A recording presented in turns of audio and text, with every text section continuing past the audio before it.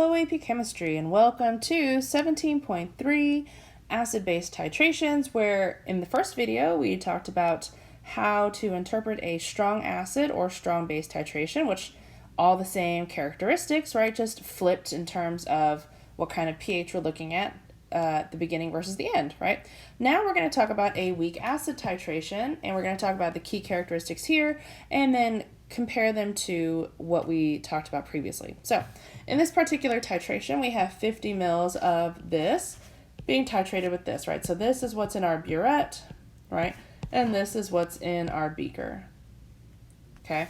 Now, if we take a look at our titration curve, right, let's look at the same key points, right? So first we have this initial pH. This initial pH, wrong color, is still determined by just what's present at the beginning, meaning this is just my CH3 COOH aqueous, right? Now, this differs from a strong acid in that it is not completely dissociated, yes? Because it's not completely dissociated, right, the pH reflects the fact that we are looking at a weaker acid with a lower initial hydronium ion concentration, yes?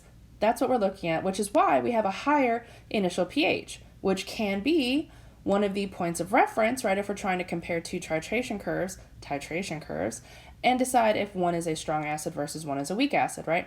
Now, obviously, that initial pH is also going to vary based on the concentration, right? For example, if we had like 17.4 molar acetic acid versus, 1 times 10 to the negative third molar HCl, right? Concentration matters for the hydronium ion concentration also. But if they're equimolar, right, a weak acid is going to have a higher starting pH, okay?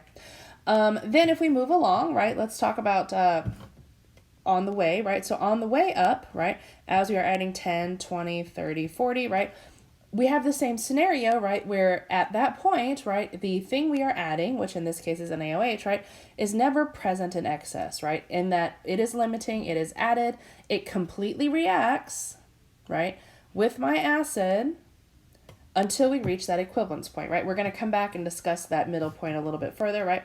But we reach the equivalence point, where at the equivalence point, the moles of NaOH added are equal to the moles of acetic acid originally present, right? And for some reason we did not write a reaction, so let's go ahead and do that really quickly, right? So CH3COOH plus NaOH gives us H2O plus NaCH3COO aqueous, right? So in terms of what's present at this equivalence point, all that's present are my products, right? So we have H2O and CH3COO Na, right? So then, now, at first we might puzzle at the fact that our pH is not at 7, because if the moles are equal, why wouldn't it be at 7? And then you would say, that's right, because we are talking about a weak acid, right? Acetic acid is a weak acid, which means that acetate ion is, ding, ding, ding, a weak base, yes? Acetic acid is a weak acid, which means that its conjugate base has a tendency to abstract protons from water, leaving hydroxide ions behind, leading to a pH that is basic, right, for my overall solution, right? So here, right, what's the same, right, is that only products remain at the equivalence point, right? But now the characteristics of those products are such that they affect the pH, which it didn't before, okay? And then this part after is the same as before, because here we're just talking about excess titrant, which in this case is excess NaOH, right? Now, the other thing that makes a weak titration different and unique is everything that happens from the initial up to here, right? So first you'll see, right, if we look at that other one, right, it's flat here, right? As in it's linear, yes? It can be plotted as linear from that initial pH up until we reach that inflection point where it starts to go up, right? That's not true on this weak acid titration, right? You'll see that there's actually this part here that goes up first before we reach this part that might be considered linear, right? And then the next inflection point, right? This first inflection point up here is due to the fact that there is very little hydronium ion present at the beginning, right? So as we add that first little bit of base, basically we're neutralizing all the hydronium present, right? So we get a relatively large initial change in pH, yes? a relatively large initial change in pH, right? Which is why there's that inflection there, right? And then we get this part here that might be considered linear, right? And this part is known as the, right, buffer region, which does not exist, okay? Let's be crystal clear. Does not exist in a strong acid or strong base titration because, right, we don't have the appropriate species present for it to be a thing, right? But if we think back to what one of the ways of making a buffer, right, is to do a partial neutralization, right? So here we have, at the initial point, we have all acid. Here we have no acid. But on the way in between, we have partially neutralized acid, right? Which means that in the solution itself, we have acetic acid, and we are producing acetate ion. Yes? Does that make sense? So that space in between is called the buffer region, right? Now, key point here, right, of super importance, right? 50 milliliters is the volume that marks our equivalence point, yes? Which means that 25, and if we trace this up right here, would mark our half equivalence point, yes? If 50 is our equivalence point, right, then 25 marks our half equivalence point, okay? Now, the half equivalence point is where what? What's true there? Right. At the half equivalence point, this is equal to this, yes?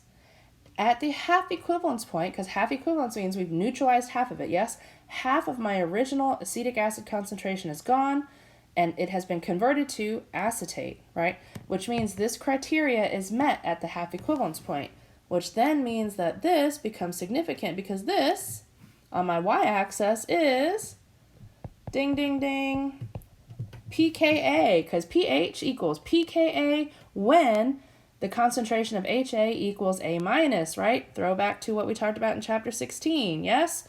Okay, maybe it was the last section because these videos just keep going on and on. But anyway, pH equals pKa when HA concentration equals A minus concentration, right? Which is why weak acid titration curves are super important because they give us information about what kind of acid we are looking at and can be actually used to identify an acid, right? Based on the pKa, right? Make sense? Good? All right. Next up. Oh, and then as a point of reference, I was asking what would it look like if we did 50 mils of 0.1 molar? How would they be the same or different, right? Again, the equivalence point would happen at 50 mils on the X, but the Y would look different, right? It would happen at pH 7 in terms of the equivalence point, right? And we wouldn't get quite so many inflection points on the front end. Yes? Does that make sense? It would look like that first thing we did. All right, next up, titration math. So this goes back to some of the math from chapter 16 when we talked about weak acids, right?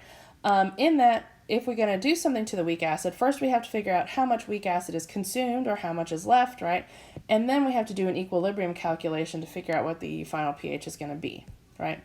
Another note about some titrations, right? So this is a great diagram from your guys' book, right? That sort of, it displays a lot of information at one time. It's awesome, right? So first of all, these are all 50 ml samples of equimolar acid, yes? So equal volume, equimolar with the same base, yes? And you'll see, right, key things to note, right?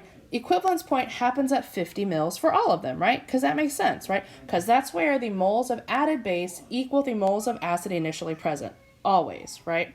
What changes, though, is the shape of the curve and the y for that point, yes? As in, on the y, it's going to vary depending on the strength of the acid, right? So for our strong acid, right, this point right here, you'll see that that's approximately 7, right, if we drag that across our y-axis, right? But the weaker my acid gets, right, the higher and higher that pH gets, because the weaker my acid, the stronger or the more basic its conjugate base is, yes? The weaker my acid, the more basic its conjugate is, right? Which is why these pHs, right, I mean, by the time we're up here, we're up to something over 10 for the pH at the equivalence point, right? And again, at the equivalence point, that pH is based on the conjugate base of the weak acid because that's what's left in the solution, right? You'll also note that the amount of rise here varies, right? The weaker my acid gets, the smaller that window gets for catching the equivalence point, right? Which means that it gets harder and harder to do a titration well, okay? You'll also see that this inflection, this first inflection here, right, gets to be a steeper rise because, again, that happens because there's so little hydronium present, right? So this inflection point, as we neutralize that a bunch of that hydronium that's initially present, right? And then we get, again, that linear part, that's our buffer region, right? And then we get that next inflection over there. All right. Next up, polyprotic acid titrations, right? So here, right, obviously, if you're ever given a titration curve that looks like this, clearly, I hope you would be like, oh, that looks funny, but then you'd be like, oh, well, it's just like 2 titrations, which would mean that it's a polyprotic acid, right? In that anytime we have this rise right here, right, that's indicative of an equivalence point, right? And then if we have another rise, that would be another equivalence point, which means that we've deprotonated this thing 2 times, right? And that's all we would be able to know, right? If it didn't tell us all this stuff up here, all we would know is that it was something that got deprotonated once and got deprotonated again, right? And so it had at least 2 acidic protons, right? That's all we could decipher without some extra information, all right? But it's the same principle we talked about before. All right, thank you for listening. Be good, stay tuned, and we will do so much practice.